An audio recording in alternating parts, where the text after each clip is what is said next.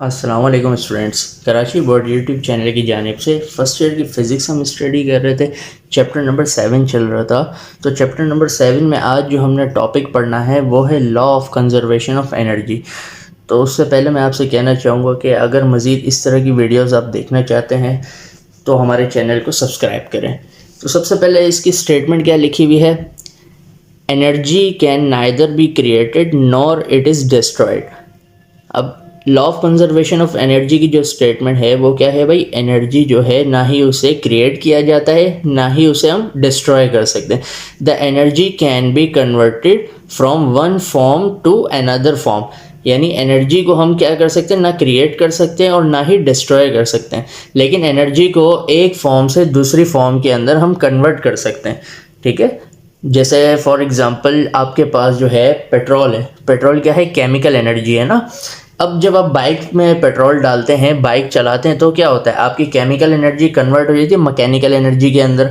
तो इस तरीके से आप कभी भी एनर्जी को क्रिएट या डिस्ट्रॉय नहीं कर सकते, आप एनर्जी को एक फॉर्म से दूसरी फॉर्म में कन्वर्ट कर सकते हैं। तो पेपर के अंदर जो है एक प्रूफ आता है, inter conversion between kinetic energy and potential energy. तो इसका ज़रा प्रूफ देख लेते हैं हम। हमने अभी बात कही थी कि भाई एनर्जी को ना हम क्रिएट कर सकते हैं और ना ही डिस्ट्रॉय कर सकते हैं, बल्कि उसको एक फॉर्म से दूसरी फॉर्म में कन्वर्ट कर सकते हैं। इसका एक प्रूफ है ना। अब उसके लिए एक डायग्राम आपको देखनी पड़ेगी। लेट्स से कि ये आपके पास एक हाइट है,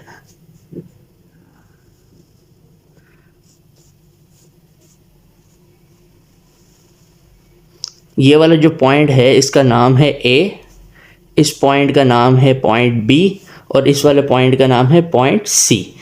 तो इस तरीके से आपने क्या करना है, एक डायग्राम को बना लेना। और यहाँ पे ये जो बनी हुई है सेम ऐसी ही है, मैं यहाँ पे बना रहा हूँ ताकि आपको आसानी हो। अब ये वाली जो है हाइट, ये वाली जो हाइट है इसका मैं नाम रख देता हूँ h माइनस एक्स।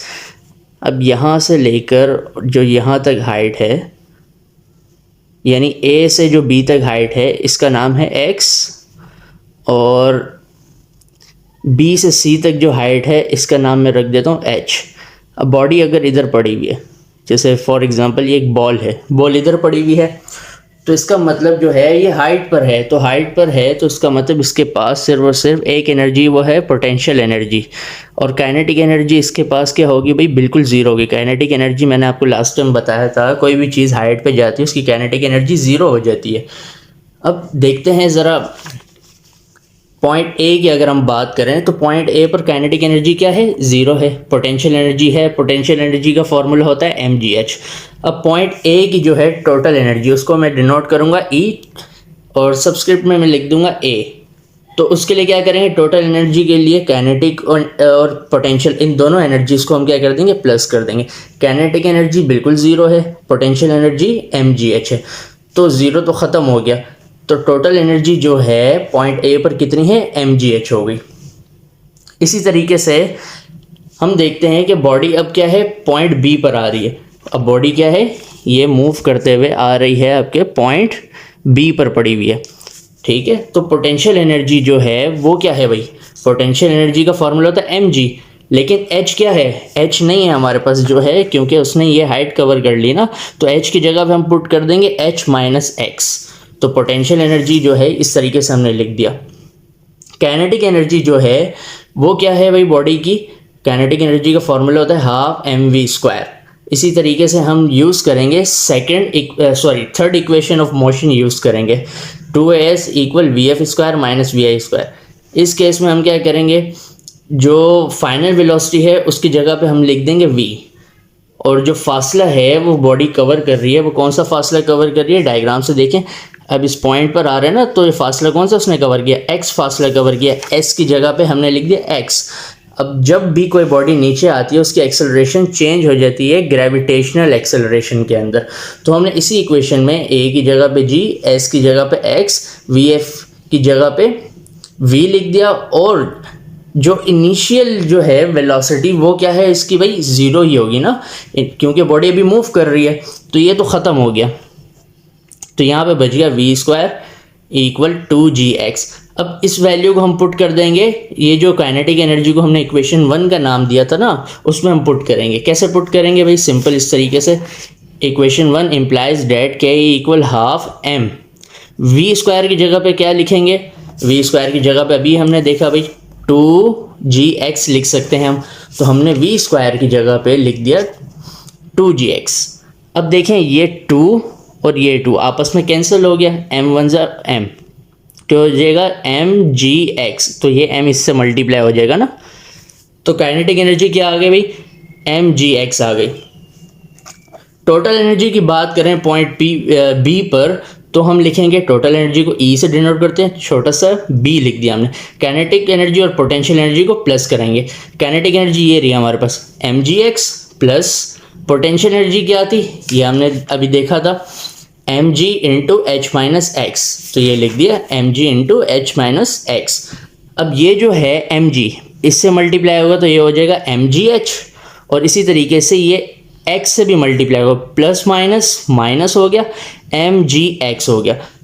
अब यहाँ पे ये वैल्यू जो है प्लस की है और ये माइनस की, आपस में कैंसिल होगी, तो टोटल एनर्जी पॉइंट बी पर कितनी आ गई हमारे पास? mgh आ गई।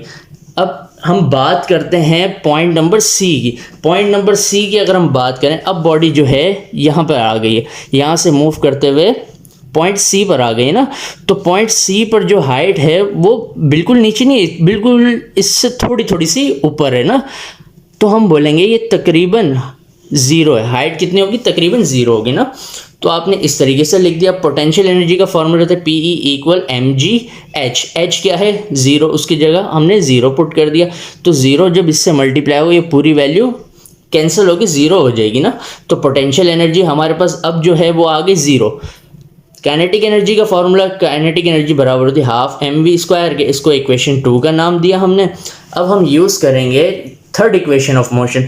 थर्ड इक्वेशन ऑफ मोशन क्या थी भाई? 2as equal v f square minus v i square.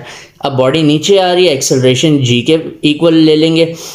अब जो है डिस्टेंस जो था s, वो x के बराबर तो था, लेकिन अब बॉडी क्या है? पॉइंट C पर आ रही है ना, तो हम बोलेंगे कि भाई जो हमारा फासला है वो h के बराबर है तकरीबन, तो हम क्या करेंगे? h लिख देंगे s पे। इसी तरीके से इनिशियल वेलोसिटी तो क्या है इसकी? 0 है ना, इनिशियल वेलोसिटी क्योंकि वो मूव कर रही है, और फाइनल वेलोसिटी को हम कह देंगे कि भाई ये v के इक्वल है। तो आपने इस वाली इक्वेशन के अंदर वैल्यू रखी, 2 ऐसे लिख दिया, a की जगह पे g, s की जगह पे h इक्वल वी एफ की जगह पे हम क्या करेंगे? v लिख देंगे। और इसी तरीके से इनिशियल वेलोसिटी ये थी 0 का स्क्वायर, ये माइनस है, तो ये तो ख़त्म, तो v स्क्वायर आ गया हमारे पास 2gh के इक्वल। हमने भाई equation number 2 implies date, equation number 2 में क्या किया? ऐसे ही वैल्यूज़ को पुट करना है, और v स्क्वायर की जगह पे हम क्या लिख देंगे? 2gh, तो इस तरीके से हमने लिख दिया। अब ये जो 2 है और ये 2 आपस में कैंसिल हो गया, m1 ज़ा m, और m जब इससे मल्टीप्लाई हो जाएगा काइनेटिक एनर्जी आ जाएगी हमारे पास mgh आ जाएगी। अब टोटल एनर्जी के लिए हमें क्या करना पड़ेगा? काइनेटिक एनर्जी और पोटेंशियल एनर्जी, दोनों एनर्जीज को हम ऐड करेंगे। पोटेंशियल एनर्जी तो आपने देख लिया था कि भाई 0 है, ये रही हमारे पास पॉइंट सी पर 0 है, तो पोटेंशियल एनर्जी की जगह पे हमने 0 पुट किया। काइनेटिक एनर्जी ये रही mgh, ये तो 0 तो ख़त्म हो गया, इससे लेना देना नहीं है हमारा। तो पॉइंट सी पर टोटल एनर्जी कितनी आ गई हमारे पास? mgh। तो अगर मैं आपको थोड़ा सा दोबारा से दिखाऊं, पॉइंट ए पर एनर्जी क्या थी? mgh, और पॉइंट बी पर अगर हम एनर्जी की बात करें तो ये भी क्या है? mgh है, और पॉइंट सी पर बात करें तो ये भी क्या है? mgh ही है। तो ये बात साबित होगी कि एनर्जी को ना हम क्रिएट कर सकते हैं और ना ही डिस्ट्रॉय कर सकते हैं, लेकिन एनर्जी को एक पॉइंट से दूसरे पॉइंट में कन्वर्ट कर सकते हैं। कैसे पता चला? हर पॉइंट पर एनर्जी सेम ही है, तो ये आपने प्रूव कर लिया। आई होप आपको समझ में आया होगा। समझ में आया तो वीडियो को लाइक करें, शेयर करें और हमारे चैनल को सब्सक्राइब करें।